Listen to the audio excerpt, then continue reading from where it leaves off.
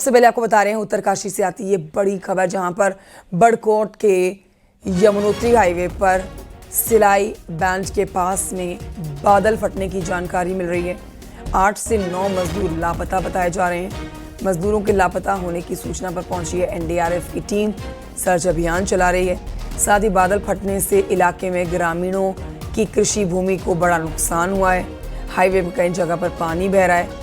यमुनोत्री धाम जाने वाले लोग सुबह से यहां पर फंसे हुए हैं।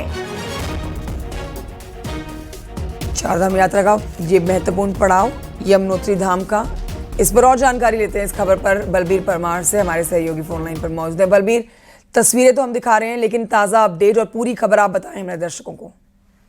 बिल्कुल, जिस तरह से बारिश हुई है और जिस तरह से सूचनाएं आ रही कि अतिवृष्टि और बादल फटने की घटनाएं जो सिलाई बैंड क्षेत्र है, कुतनौर क्षेत्र है, वहां पे हुई है, जिसके चलते कई जगह से यमुनोत्री हाईवे वॉश आउट हो गया है और कई जगह पे बड़ा ही मलबा फैला पड़ा है। तो कह सकते हैं कि जिस तरह से ग्रामीण बता रहे हैं कि मार्ग खुलने में लंबा समय लग सकता है, क्योंकि कई मीटर जो सड़कें हैं वॉश आउट हो चुकी है।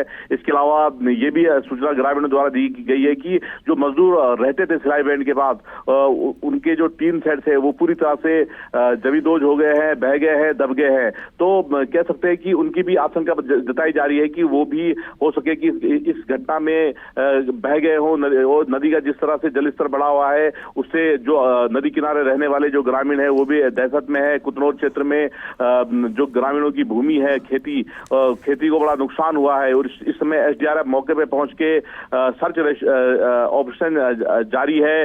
मजदूरों के जो ठेकेदार है उनसे संपर्क करने की कोशिश की जा रही है और यात्री इस बीच में फंस गए हैं, क्योंकि कई जगह से बताया जा रहा है कि लगभग 4 से 5 जगह वॉश आउट सड़क हुई है। वॉश आउट का मतलब कि लंबा समय अब सड़क को बनने में लग सकता है।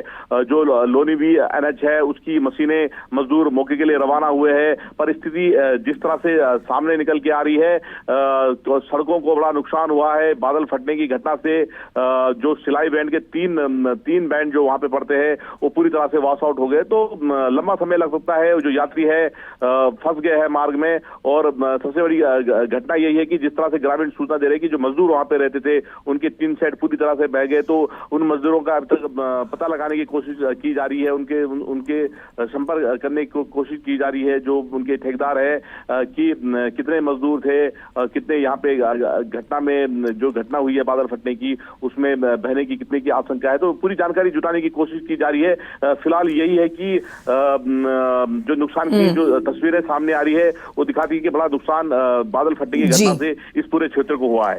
ऑलराइट, बहुत शुक्रिया आपका जानकारी के लिए बलबीर परमार। नजर बनाए रखिएगा इस खबर पर आप।